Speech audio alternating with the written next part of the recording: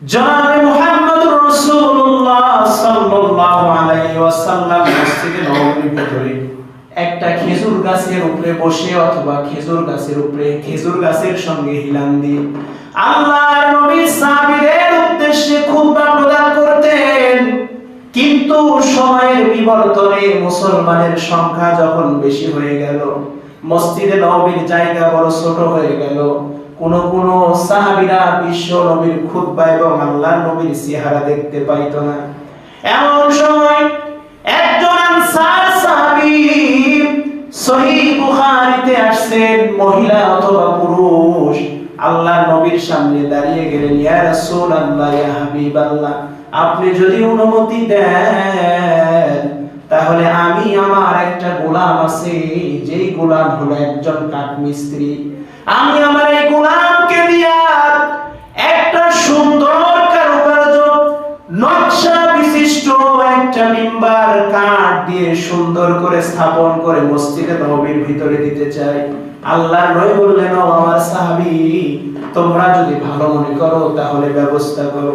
বিশ্ব নবীর অনুমতি পাওয়ার পরে মদিনা থেকে 9 মাইল দূরে এই মহিলা আনসার সাহাবী তার গোলামকে দিয়া ঝাউল গাছের কাঠ দিয়া সুন্দর করে একটা মসজিদের ভিতরে একটা মিম্বার স্থাপন করার জন্য কাঠ দিয়া সুন্দর করে একটা মিম্বার বানাইলো। সুবহানাল্লাহ বলে। এই সাহাবী সুন্দর করে কারুকার্য করে মসজিদে নববীর ভিতরে মিম্বারটা স্থাপন করে দিল। পরের দিন, পরের জুমা বা পরের সপ্তাহে আল্লাহ রাসূল সাল্লাল্লাহু আলাইহি ওয়াসাল্লাম ওই মিম্বরের উপরে দাঁড়িয়ে সালাত আদায় করে খুতবা দেওয়ার সময় সাহাবীদেরকে সামনে নিয়া বিশ্ব নবী যখন মসজিদে নববীর ভিতরে খুতবা দিচ্ছে, হাদিসের ভিতরে আসছে এমন সময় ছোট বাচ্চার মতো ফুফায়া ফুফায়া কান্নার শব্দ শোনা যায়। চিৎকার মেরে বলুন সুবহানাল্লাহ। সমস্ত সাহাবীরা সহ আল্লাহর নবী সহ স্তব্ধ হয়ে গেছে।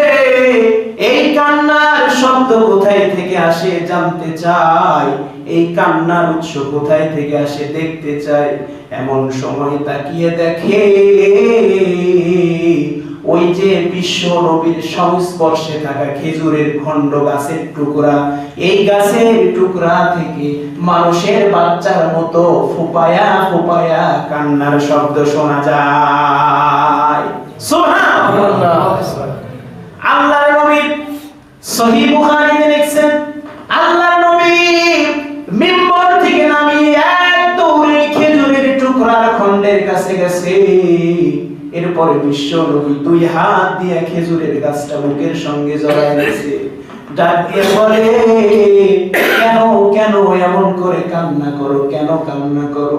খেজুরের গাছের কণ্ঠ কথা বলার শক্তি আল্লাহ তাআলা দান করেছে। ডাক দিয়ে বলে, ইয়া রাসূলুল্লাহ, নবী গো, দীর্ঘদিন পর্যন্ত আপনার সংস্পর্শে থেকেছি। আপনি যখন মিম্বরে উঠে খুতবা প্রদান করেছেন, আপনার ওই রহমতের শরীরের সঙ্গে আমার সংস্পর্শ হয়েছে, যার কারণে আমি নিজেকে ধন্য মনে করেছি।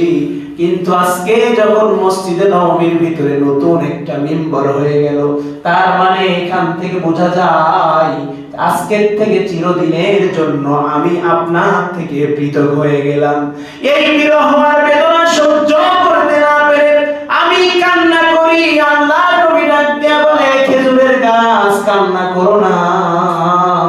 আমি আল্লাহর কাছে দোয়া করি, আল্লাহ যেন আমার সঙ্গে তোমাকে জান্নাতের ভিতরে রেখে দেয়। বলেন সুবহানাল্লাহ।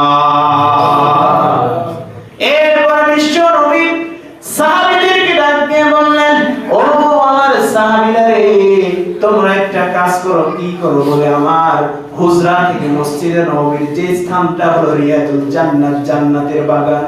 আল্লাহর নবী হাদিসের মধ্যে বর্ণনা করেছেন, আমার হুজরা থেকে বিশ্ব নবীর বাড়ি বাড়ি থেকে মসজিদে নববীর মিম্বার পর্যন্ত এই স্থান, এই জায়গাটুকুর মধ্যে যতটুকু জায়গা আছে, আল্লাহর নবী বলেন এটা হলো দুনিয়ার ভিতরে রিয়াদুল জান্নাত। সুবহানাল্লাহ। আর মসজিদে নববীর ফজিলত বলে বিশ্ব নবী হাদিসের মধ্যে বর্ণনা করে, কেউ যদি মসজিদে নববীতে এক রাকাত সালাত আদায় করে, কয় রাকাত? এক রাকাত যদি সালাত আদায় করে, আল্লাহর নবী হাদিসের মধ্যে ডাক দিয়ে বলে ওই ব্যক্তি অন্য মসজিদে 1000 রাকাত নামাজ পড়লে যে সওয়াব আল্লাহ তাআলা বান্দার আমলনামায় সেই সওয়াব দিয়ে দেয়। এরপর আল্লাহর নবী সাহাবীদেরকে ডাক দিয়ে বললেন, ও আমার সাহাবীরা রে, তোমরা কি করো? ওই রিয়াদুল জান্নাতের ভিতরে একটা মানুষের মতো কবর খনন করো। এরপরে মানুষের মতো একটা কবর খনন করা হলো, ওই কবরের ভিতরে খেজুরের টুকরাটা রাখা হলো, খণ্ডটা রাখা হলো। আল্লাহর নবী ডাক দিয়ে বলে, খেজুর গাছ, টেনশন করার কোনো কারণ নাই, কিয়ামত পর্যন্ত আমি আর তুমি একই সঙ্গে মদিনার মাটির নিচে থাকতে চাই। চিৎকার মেরে বলুন সুবহানাল্লাহ।